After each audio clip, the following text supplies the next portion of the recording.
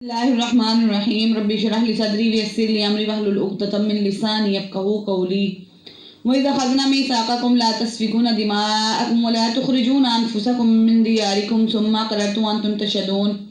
اور یاد کرو جب ہم نے تم سے پکا عہد لیا تھا کہ تم ایک دوسرے کا خون نہیں بہاؤ گے اور اپنے آدمیوں کو اپنے گھروں سے نہیں نکالو گے، پھر تم نے اقرار کیا اور خود تم اس کے گواہ تھے۔ ثم انتم هؤلاء تقتلون انفسكم وتخرجون فريقا منكم من ديارهم تظاهرون عليهم بالاثم والعدوان وان ياتوكم اسارى تفادوهم وهو محرم عليكم اخراجهم افتؤمنون ببعض الكتاب وتكفرون ببعض فما جزاء من يفعل ذلك منكم الا خزي في الحياة الدنيا ويوم القيامة يردون الى اشد العذاب وما الله بغافل عما تعملون۔ اس کے بعد آج تم ہی وہ لوگ ہو کہ اپنے ہی آدمیوں کو قتل کرتے ہو اور اپنے ہی میں سے کچھ لوگوں کو ان کے گھروں سے نکال باہر کرتے ہو اور ان کے خلاف گناہ اور زیادتی کا ارتکاب کر کے ان کے دشمنوں کی مدد کرتے ہو۔ اگر وہ دشمنوں کے قیدی بن کر تمہارے پاس آ جاتے ہیں تو تم ان کو فدیہ دے کر چھڑا لیتے ہو، حالانکہ ان کو نکالنا ہی تمہارے لیے حرام تھا۔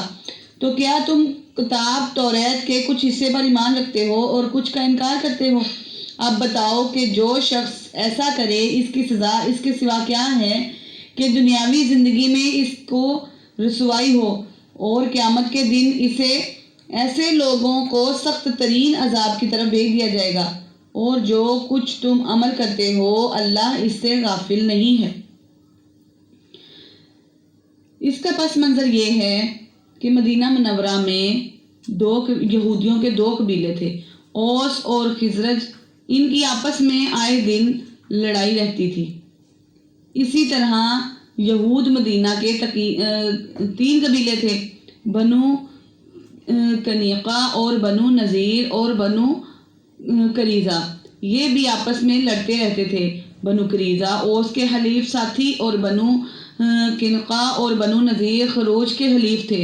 جنگ میں یہ اپنے اپنے حلیفوں اور ساتھیوں کی مدد کرتے اور اپنے ہم مذہب یہودیوں کو قتل کرتے، ان کے گھروں کو لوٹتے اور انہیں جلا وطن کر دیتے، حالانکہ توریت کے مطابق ایسا کرنا ان کے لیے حرام تھا۔ لیکن پھر انہی یہودیوں کو جب وہ مغلوب ہونے کی وجہ سے قیدی بنا جاتے تو فدیہ دے کر چھڑاتے اور کہتے کہ ہمیں توریت میں یہی حکم دیا گیا ہے۔ ان آیات میں یہودیوں کے اسی کردار کو بیان کیا گیا ہے کہ انہوں نے شریعت کو موم کی ناک بنا لیا تھا، بعض چیزوں پر ایمان لاتے اور بعض کو ترک کر دیتے، کسی حکم پر عمل کر لیتے اور کسی وقت شریعت کے حکم کو کوئی اہمیت ہی نہ دیتے تھے۔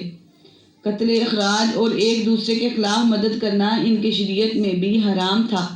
ان امور کا تو انہوں نے بے محابہ اور ارتکاب کیا اور فدیہ دے کر چھڑا لینے کا جو حکم تھا اس پر عمل کر لیا، حالانکہ اگر پہلے تین امور کا وہ لحاظ رکھتے تو فدیہ دے کر چھڑانے کی نوبت ہی نہ آتی۔ اولئک الذین اشتروا الحیاۃ الدنیا بالآخرۃ فلا یخفف عنہم العذاب ولا هم ینصرون۔ یہ وہ لوگ ہیں جنہوں نے دنیاوی زندگی کو آخرت کے بدلے خرید لیا ہے، لہٰذا نہ ان کے عذاب میں کوئی تخفیف ہوگی اور نہ ان کی مدد دی جائے گی۔ یہ شریعت کے کسی حکم کو مان لینے اور کسی کو نظر انداز کر لینے کی سزا بیان کی جا رہی ہے، یعنی یہ کوئی بات مان لیتے تھے اور کوئی نہیں مانتے تھے۔ اس کی سزا دنیا میں عزت و سرفرازی کی جگہ جو مکمل شریعت پر عمل کرنے کا نتیجہ ہے ذلت و رسوائی، اور آخرت میں ابدی نعمتوں کی بجائے سخت عذاب ہے، جیسا کہ کہا جا رہا ہے وَلَا يُخَفَّفُ عَنْهُمُ الْعَذَابُ وَلَا هُمْ يُنصَرُونَ، کہ لہٰذا ان کو سخت عذاب دیا جائے گا۔ یہاں ان کے عذاب کے بارے میں بتایا جا رہا ہے۔ اس سے معلوم ہوا کہ اللہ کے ہاں وہ اطاعت مقبول ہے جو مکمل ہو، بعض باتوں کا مان لینا یا ان پر عمل کر لینا اللہ تعالیٰ کے ہاں اس کی کوئی اہمیت نہیں ہے۔ یہ آیت ہم مسلمانوں کو بھی دعوت اور غور و فکر دے رہی ہے کہ کہیں مسلمانوں کی ذلت و رسوائی کی وجہ بھی مسلمانوں کا وہی کردار تو نہیں جو مذکورہ آیات میں یہودیوں کا بیان کیا گیا ہے، یعنی ہم بعض آیتوں کو مان لیتے ہیں اور بعض کو ہم جھٹلا دیتے ہیں۔ بہت زیادہ جہاں ہمیں سختی نظر آئے ہم اس کو کہتے ہیں اللہ معاف کرنے والا ہے، ایسا نہیں ہے۔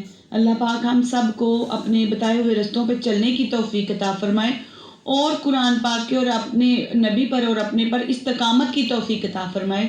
اللہ پاک ہم سب کو قرآن پاک کے حرف بحرف سمجھنے کی اور اس پہ عمل کرنے کی توفیق عطا فرمائے، آمین۔ آپ سب کی دعا گو آپ کی بہن